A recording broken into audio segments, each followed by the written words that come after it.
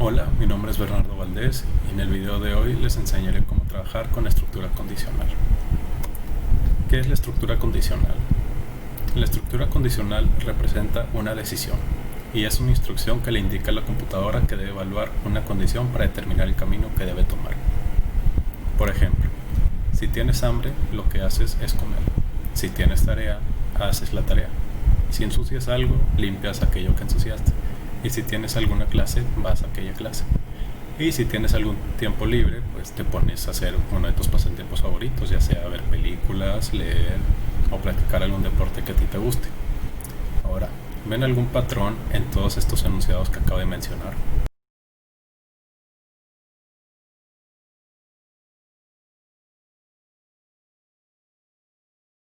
Sí, sí hay un patrón y el patrón es que todos los enunciados empiezan con la palabra sí. La palabra sí se usa en la estructura condicional con lo que se empieza a prenotar una condición. Hay que recordar que una condición es lo que se debe cumplir para que se ejecuten los pasos. Y el pseudocódigo es un lenguaje claro con una estructura definida que representa una versión simple de los lenguajes de programación. Ahora, por ejemplo, en el primer ejemplo, si tienes hambre, comes, la condición sería tienes hambre, ya que esa es la condición que se debe cumplir con la acción de comer. Ahora, ¿cuál sería la condición en el segundo enunciado?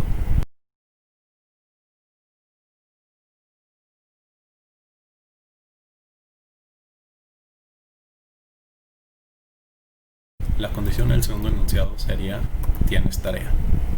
Y en el tercero,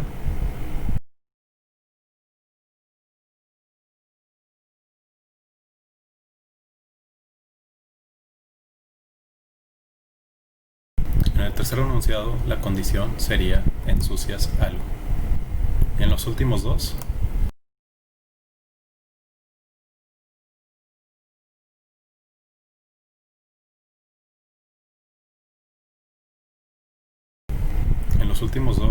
sería tienes clase y tienes tiempo libre respectivamente.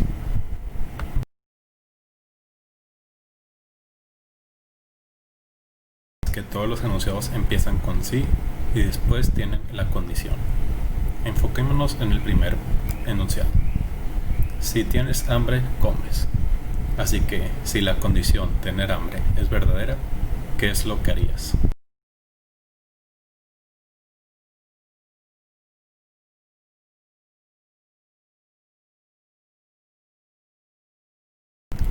Si tienes hambre, lo que haces es comer.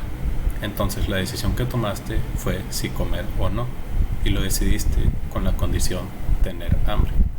Ahora, en el segundo enunciado, si tienes tarea, ¿qué es lo que haces?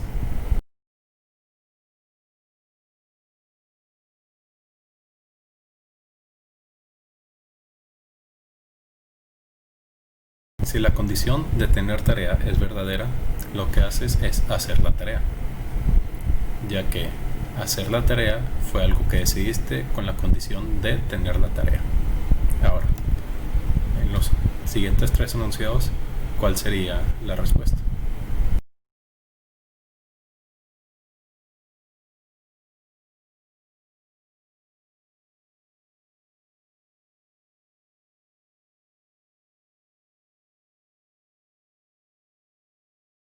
La respuesta de si ensucias algo es limpiarlo, ya que limpiaste porque si era verdadero que ensuciaste algo.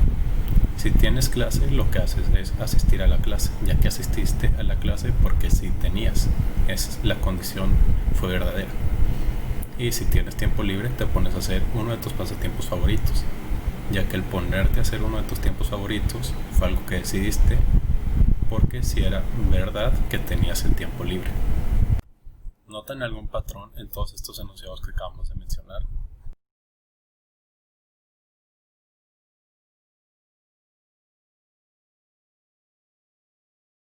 El patrón es que todos tienen una estructura similar. Todos empiezan con sí, después sigue la condición y después sigue la instrucción que le ordenas.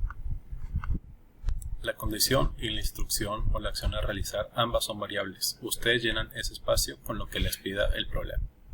Lo importante en una estructura condicional es que siempre se empieza con sí y siempre debe haber un fin sí para anotar cuando se acaba el problema. La estructura condicional simple es lo que acabamos de hacer. Lo que hace es evaluar la condición y si es verdadera se realizan las acciones y sigue con el resto del algoritmo. Es decir, solamente afecta el programa si se cumple la condición. Ahora, ¿qué pasa si cambiamos los ejemplos anteriores y si en vez de poner esto, ahora ponemos esto?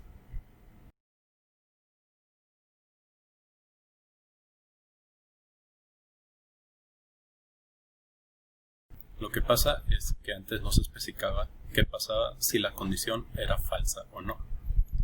Ahora sí se especifica. ¿Qué notan igual de esta estructura?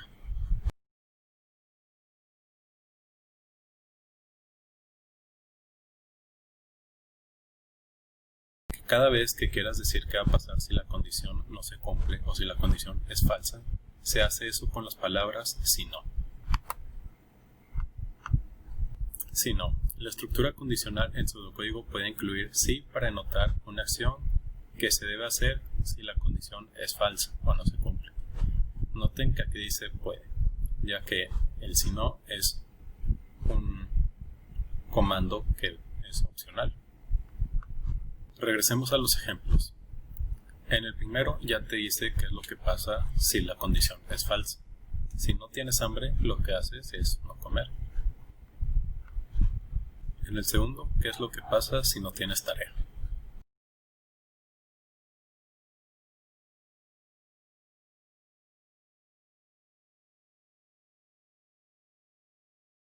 Si no tienes tarea, entonces lo que pasa es que no la haces.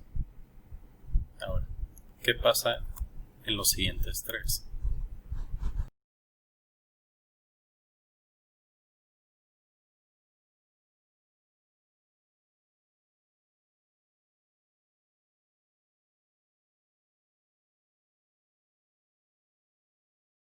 En la primera, si ensucias algo, si no ensucias algo, no tienes que limpiar. Y luego, si no tienes clase, pues no vas a clase ya que no hay alguna clase a la que ir. Y si no tienes tiempo libre, entonces haces los pendientes o alguna cosa que tengas que hacer. Entonces la estructura sería la siguiente. Sí y después la condición. Y si se cumple la condición, se realiza la acción a realizar. Pero si no se cumple la condición, entonces es la otra acción. Y después de eso sería el fin sí, porque si no, el problema no se podría acabar. Ahora vamos con la estructura condicional doble. Es lo que acabamos de hacer. Lo que hace es evaluar la condición y luego, si es verdadera, se realizan los pasos. Y si es falsa, se realiza otro grupo de pasos. Y después sigue con el resto del algoritmo. Es decir, siempre afecta al programa. Ya sea que sea verdadero o no sea verdadero la condición que le acabas de dar. Ahora vamos a ver la diferencia con los dos tipos de condicionales que acabamos de ver. En el simple tomas una decisión y en el doble también tomas una decisión. Lo que pasa es que en el simple solo se hacen los pasos o acciones si la condición es verdadera. Y en el doble, si la condición es verdadera, se realizan los pasos que le corresponden.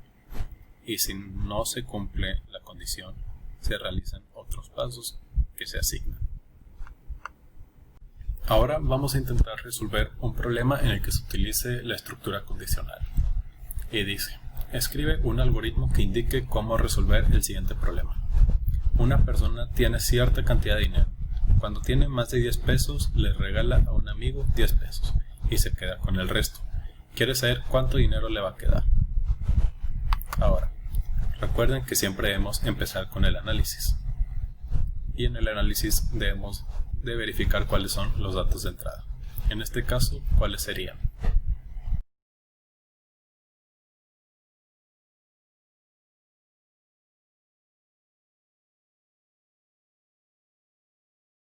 Los datos de entrada en este problema solo es uno y es la cantidad de dinero.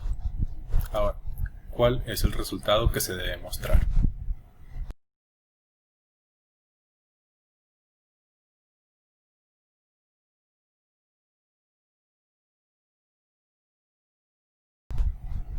El resultado es el dinero restante, ya que el problema te pedía cuánto dinero le iba a quedar a una persona.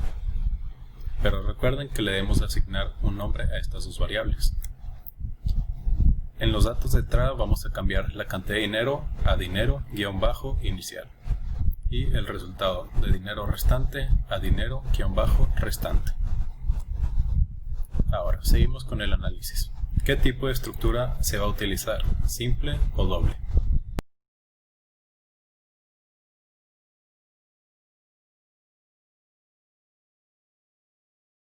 En este problema se va a utilizar simple, ya que si la persona no tiene más de 10 pesos, el problema no te especifica qué debes hacer. Entonces solamente es simple. Ya terminamos el análisis y ahora seguimos con el algoritmo. ¿Cuál es el primer paso en cada algoritmo?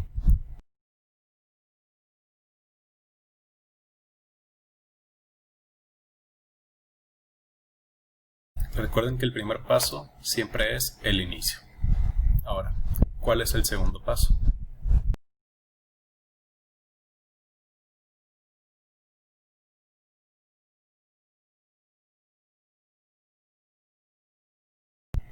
El segundo paso sería leer la variable de entrada, que es dinero-inicial. Ahora, ¿cuál sería el siguiente paso?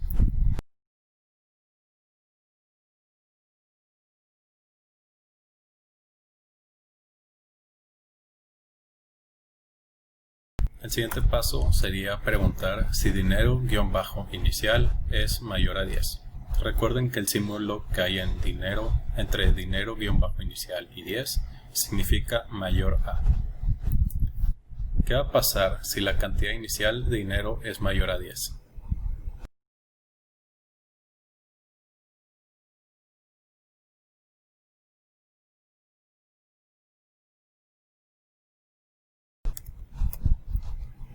Sí, dinero-restante es igual a dinero-inicial menos 10.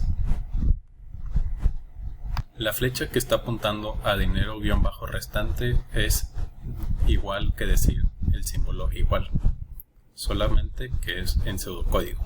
Significa calcular lo de la derecha y guardarlo en la variable de la izquierda. Recuerden que el dinero-restante era el resultado que se debía mostrar y dinero-inicial es la variable de entrada. Y ahora seguimos con el algoritmo. El siguiente paso sería fin sí. ¿Cuál sería el siguiente paso?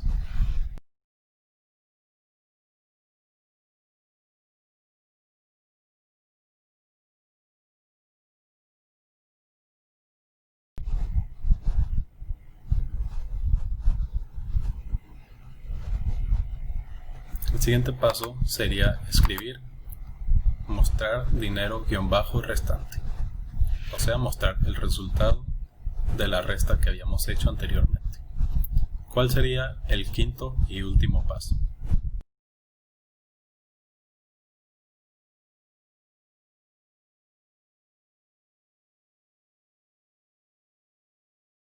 El último paso sería el fin, porque recuerden que cada algoritmo siempre debe de tener un fin.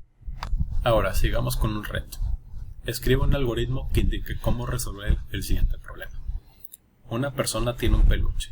Si lo ha tenido por más de 5 años, lo guarda y se compra otro. Si lo ha tenido por menos años, lo dona. ¿Quiere saber con cuántos peluches se queda?